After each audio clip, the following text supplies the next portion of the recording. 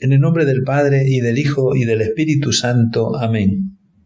Señor mío y Dios mío, creo firmemente que estás aquí, que me ves, que me oyes. Te adoro con profunda reverencia. Te pido perdón de mis pecados y gracia para hacer con fruto este rato de oración.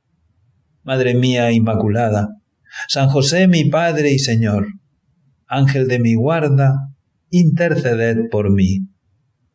En los últimos días de este mes de junio, concretamente el día 29, vamos a celebrar la fiesta de los apóstoles San Pedro y San Pablo, columnas de la Iglesia fundada por nuestro Señor Jesucristo.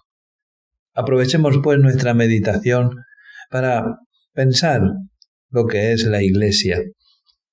En un librito llamado Invitación a la Fe, el padre Juan Luis Lorda, que ha estado con nosotros en Centroamérica en días pasados, recuerda de una manera sencilla lo que es la Iglesia, que nos sirva a nosotros para, al volver a repasar estas ideas fundamentales, rezar y comprometernos más por ser buenos hijos de Dios en su Iglesia.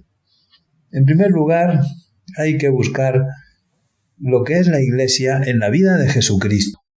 Está en los Evangelios.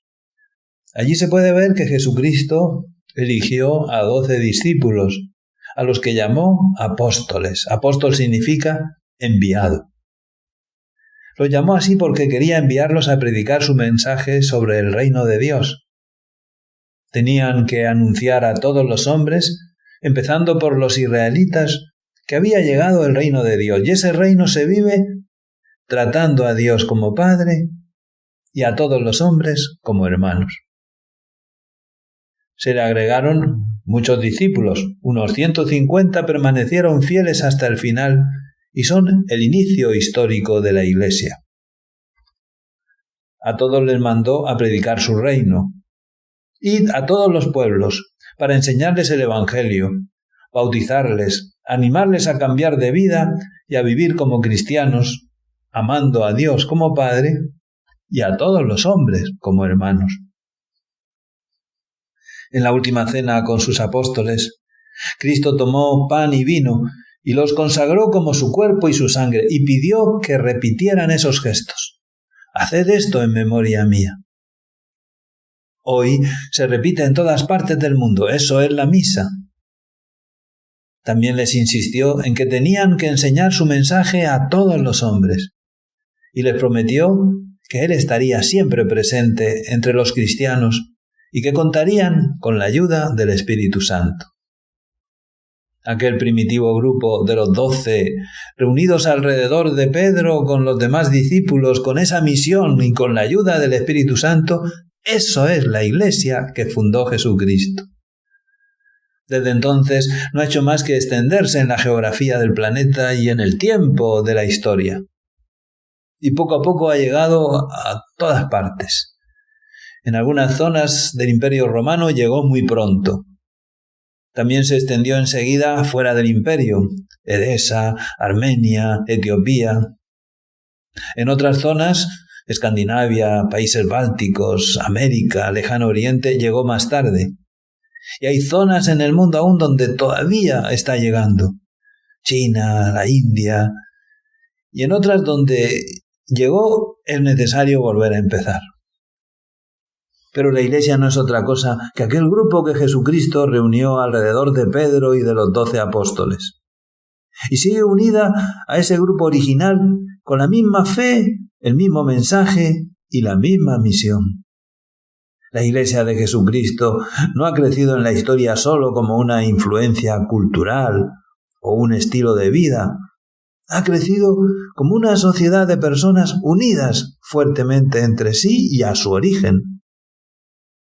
Se puede hablar del cristianismo como fenómeno cultural, pero en realidad lo que existe en la historia es la Iglesia, una comunidad que fundó Jesucristo y permanece unida a Él y a sus apóstoles.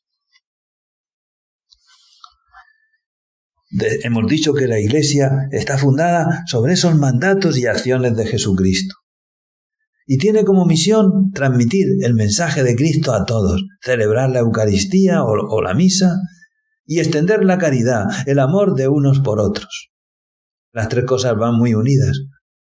Y la práctica las practica las tres cosas siempre la Iglesia y todos los cristianos, aunque no siempre con la misma intensidad. La caridad es una tarea inmensa. Siempre pendiente, teniendo presente cuánta gente sufre en tantos lugares del mundo y a veces cerca de nosotros. La Iglesia se distingue en todas partes por hacer una inmensa labor de caridad, con medios muy sencillos y a todos los niveles. Detrás está una inmensa y admirable dedicación de muchas personas. La caridad se vive también con los que están al lado. Toda la vida de la Iglesia debería ser una inmensa manifestación de caridad, de amor fraterno, como quiso el Señor. Hay que cultivar la unidad interna y cordial, lo que llamamos comunión, de todas las partes de la Iglesia y de todas sus instituciones, y evitar y curar las heridas. Tarea vital y siempre pendiente. Cómo querer más y mejor, cómo perdonar y olvidar, cómo servir más y mejor y entregar plenamente la propia vida. Y hay que evangelizar.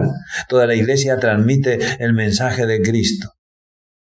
En esto, como hemos dicho, las naciones de tradición cristiana están poco acostumbradas a evangelizar, pero hoy es más necesario cuando los cristianos son minoría entre los que no son o han dejado de ser cristianos.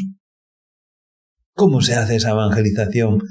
Pues cada uno en su sitio y la Iglesia en su conjunto. Con mucho respeto, con mucho aprecio por las personas, con mucho aprecio también por el valor del mensaje cristiano que ilumina la vida de las personas. La fuerza para todo esto viene de la unión con Cristo. La Iglesia se une al Señor principalmente ¿dónde? En la Eucaristía, en la celebración de la misa. La celebra la Iglesia siempre unida al Papa y a todos los cristianos del mundo, porque en realidad solo hay una misa, la de Cristo. Y en todas partes y en todos los tiempos nos unimos a ella. Allí escuchamos su palabra, rezamos por tantas necesidades y participamos en su entrega. Renovamos el deseo de vivir con mayor caridad y con mayor generosidad para los demás. En la Eucaristía se expresa lo que es y se edifica la Iglesia. Claro es que todo esto se puede vivir con mayor o menor autenticidad. Como somos hombres y mujeres comunes y corrientes, a veces se nota demasiado que no somos santos y que estamos acostumbrados. Por eso la Iglesia y cada uno dentro de la Iglesia necesita estar siempre reformándose. No es una cuestión de edificios, de estructuras o de planificación. Es cuestión de corazones. Es lo que hay que reformar. Y lo que Dios prometió para renovar la alianza, cambiar los corazones. Esto sigue siendo hoy muy necesario.